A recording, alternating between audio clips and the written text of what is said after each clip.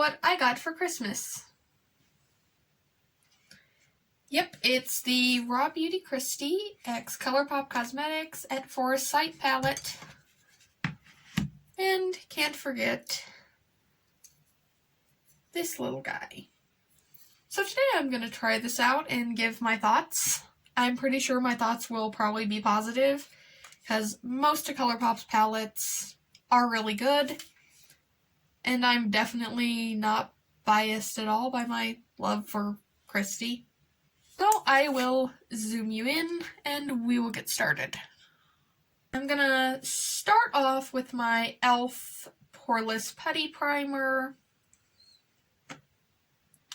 I'm pretty sure they actually make a poreless putty primer specifically for eyes now.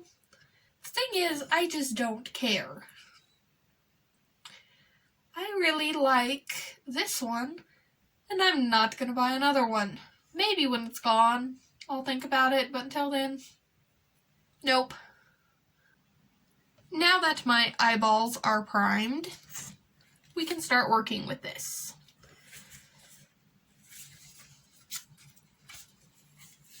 What do I want to do? I did kind of dip into some of these to swatch them, and then I ended up doing a look with it, and I filmed it and I was going to post it, and then I watched Samantha Ravendall's video on this palette, and I realized I did almost the same thing she did, and I wasn't gonna like copy another artist's work. Even though I came up with it organically, it's not gonna seem that way, so just wasn't gonna do that. This palette is pretty much a all neutrals palette, mostly matte with 2 shimmers. To start is I'm gonna get this shade right here, Amanita,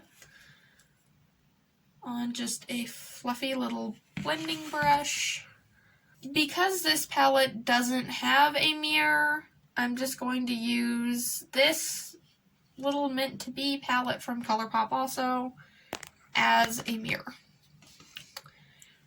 And I'm going to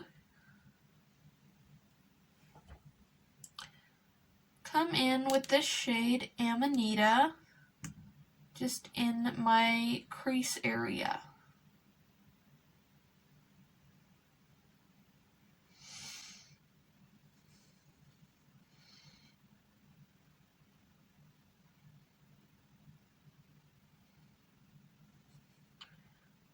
I was picturing that going on as more of a brown, but that's a really pretty shade. I'm not mad about that.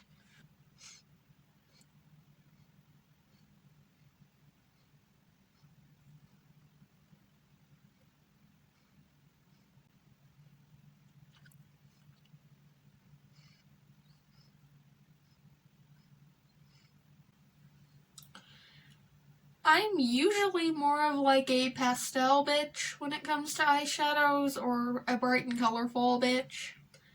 Like, I don't use a lot of neutral tones, really. Sometimes I'll use like darker tones, but not a whole lot of neutrals.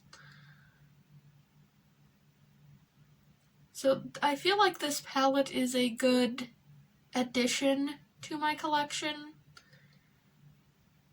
And I have been gravitating towards doing neutral looks more often nowadays. So I do think that I'm going to reach for this quite often.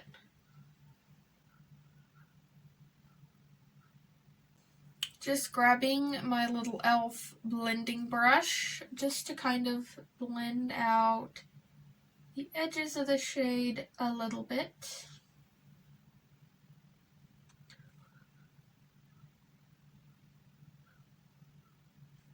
Next, I'm grabbing some of this shade right here, which is Emerald City, on this little packing brush from Mata. And I'm just going to kind of concentrate this in my outer corner area.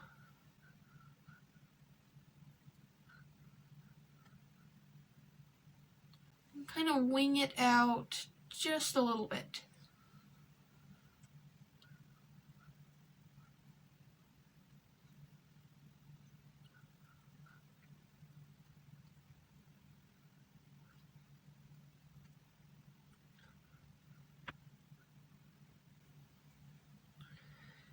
Again, just focusing this on the outer, like, third of my eyeball. Then grabbing the same blending brush, just with a little bit of color switch used on it, I'm going to come in here and just blend out the top of the green.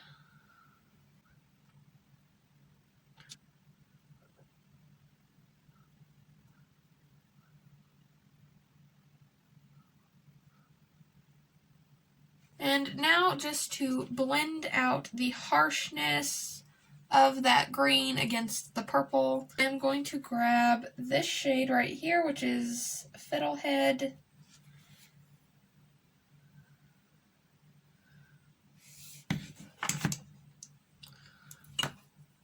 And just apply a little bit of it above the green.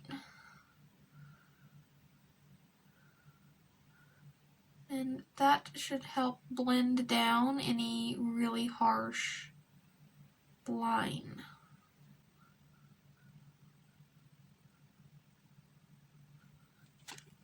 Then we're going to do the same for this eye over here.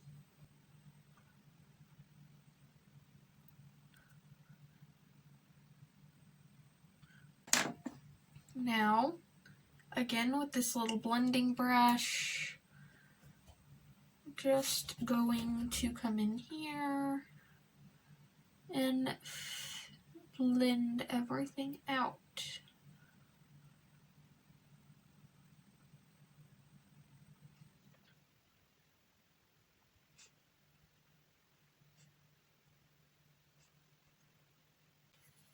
Just because I feel like I did lose a little bit of that Emerald City pigment in blending, I'm going to take the same little packing brush and just pat some more along my lash line. Just kind of focusing it along the lash line, not getting it too far up. And there's some of our pigment back. Then, of course, we have to just finish blending. Make sure there's no hard edges anywhere. My creases, not my crease, my eye right here tends to kind of get a little wrinkly and screw up the shadows, so I'm really blending right there. Same with this eye. Now for the lower lash line, I'm going to take this little brush, which is technically an eyebrow brush, but I do not care because it works really well for this.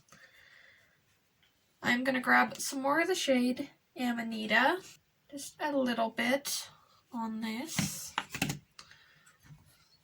And then we are going to add some on the inner half of my lower lash line.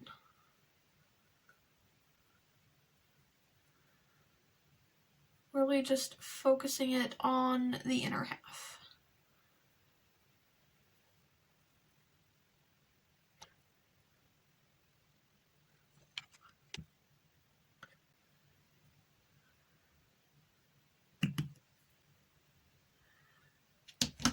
What the heck?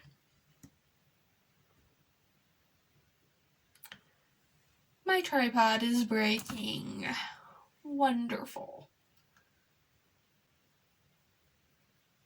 This thing is brand new. It should not be doing that. Now I've just color switched this brush. Before I had a color switch though, I just used Kleenex and it also worked fine, so utilize what you have. Then again with Emerald City, we're just going to finish filling in the lower lash line.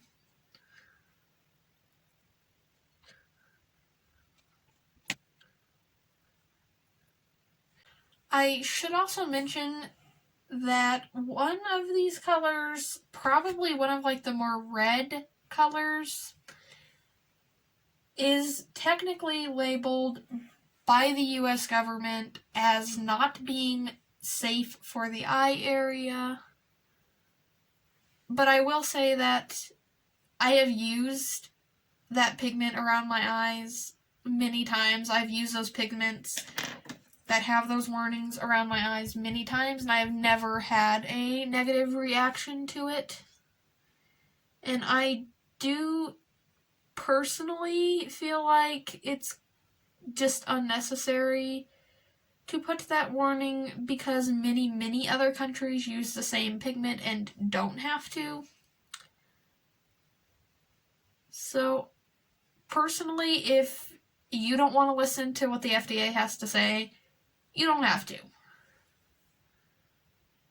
It is just worth mentioning that they do say that.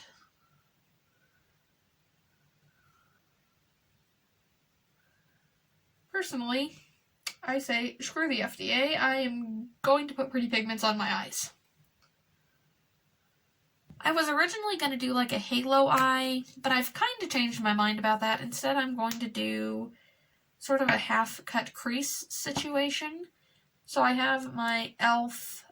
Camo Concealer. It's just like in the palest shade. Because not only am I very pale, this is like my cut crease concealer, so I want a very light background when I use it. And then I'm just using this little brush, which I do like to use for my cut creases, because it is very small. And easy to work with. I don't remember where I got it, but I think it was like with a very cheap brush collection on like AliExpress or Wish or something that I was led to believe was a full-size makeup brush, and it wasn't. It's not that bad of quality though for doing things like this, so I cannot complain too much. And there goes the tripod. After once again color switching this same little packing brush, I'm going to grab this shade right here, which is Let It Rain. So far that shade has had the most kickback when I got it on this brush. Then we're just going to very gently pack it over where we put down the concealer.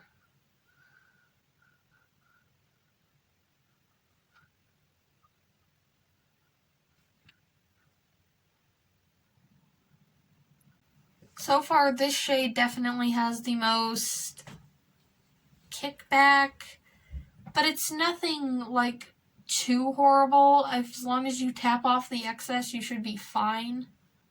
I have already done my base, and I don't think I'll have to redo it unless I just want to kind of touch some stuff up with some concealer.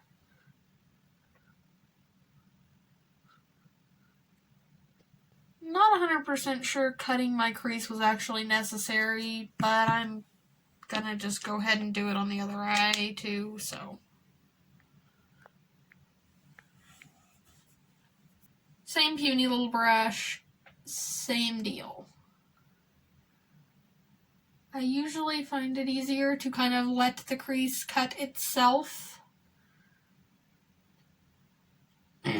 by just kind of letting the concealer go where my eye wants it to go and then shaping it.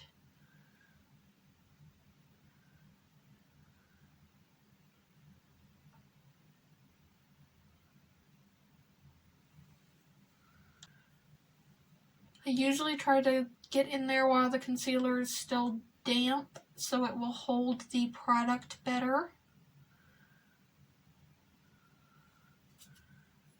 I'm going to end up making someone throw up with this tripod. I have to replace it. It'll probably just be me in editing though, so sorry, future editing me.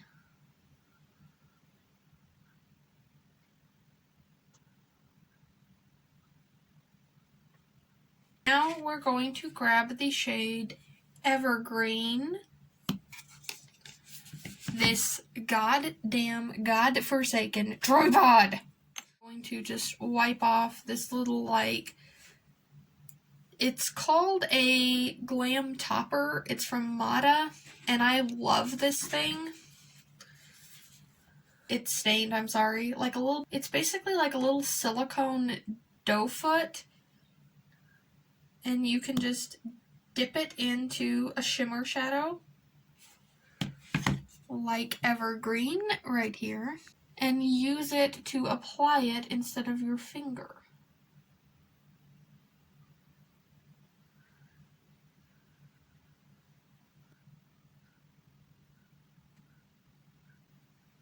This eye just never does what I want it to. I don't know why. Does anyone else, like, have a favorite eye? Like, just an eye that your makeup comes out on better or always looks better?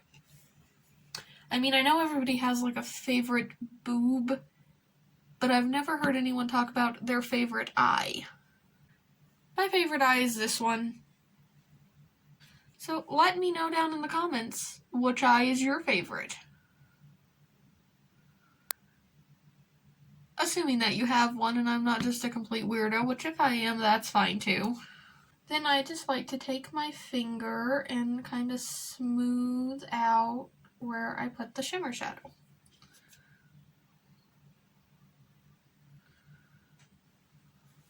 Highlight my inner corners.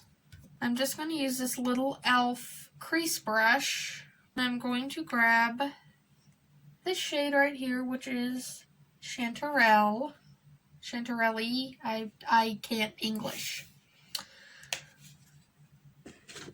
And we are going to just put a little bit right in the inner corner.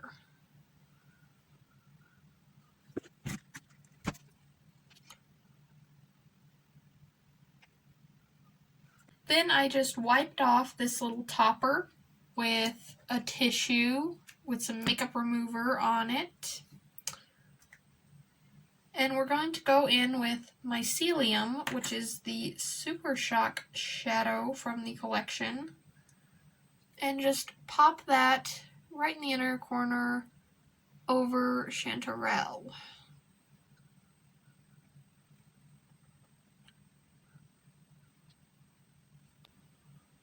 That is so buttery. That's like buttery even for a Super Shock shadow. Wow.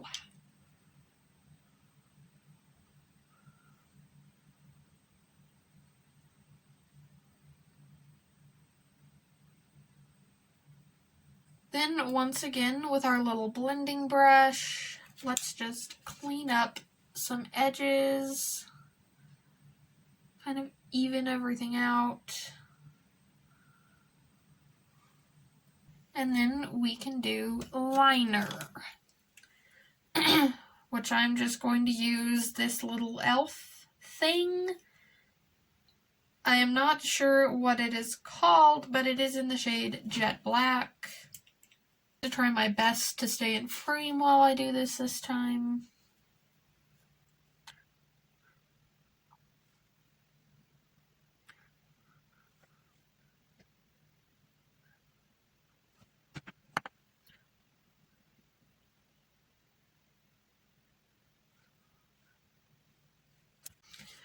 Okay, this is good eyeliner. I really do like this eyeliner, but the one thing it does, see right here in the inner corner, it just kind of leaks into your eye. And I'm not sure that's good for your eye. I mean, it's probably not like that bad because it is intended to be used around the eyes, but you know, can't ever be too careful with your eyesight.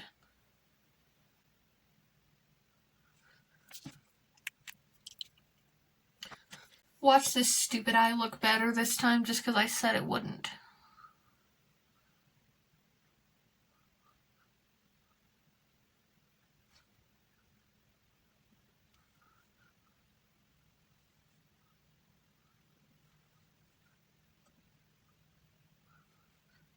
Is that even?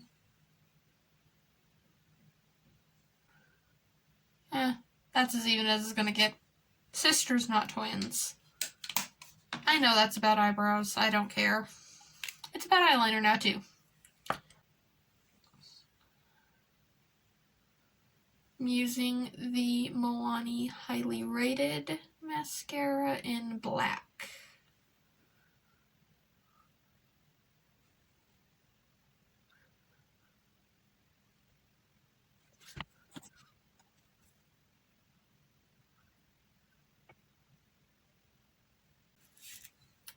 And here's our finished look with the Raw Beauty Kristi X ColourPop Cosmetics at Forest Light palette and the Super Shock Shadow. Final thoughts. I do really like this palette. I think Kristi once again outdid herself. It's very cute packaging. I love the little raised writing and the little shiny raised mushrooms. I'm not even mad that it doesn't have a mirror because of how pretty the inside packaging is as well, even without one. So the formula is typical ColourPop formula, really good quality, really soft, really blendable, and for a very affordable price. I believe this palette is like $20 or $21. I will put the price on the screen. If it's different than what I just said, I am sorry. These, I think, are like $7 a piece, $5, something in that range. And these are always great. ColourPop Super Shocks are like my favorite eyeshadows. Wasn't too much kickback or fallout with this palette at all, which is unique for how just soft and blendable the shades are. I thought there would be way more fallout and kickback. Wasn't too bad. Wasn't anything I couldn't just fix with a little bit of concealer after I'd already done my base, so that is very nice. I say if you need more neutral shades in your collection, definitely get this, because I know I did. Really, the only neutral palettes I had before this was actually Kristi's concealer stain. Was actually Kristi's other palette that she did with Pure Cosmetics. This looks like that. That was like one of the only neutral palettes I have that I like really frequently reach for. This was $35, I think. And then the only other neutral I really use is the Going Coconuts one from ColourPop. My other, like, most frequently used palettes include this one,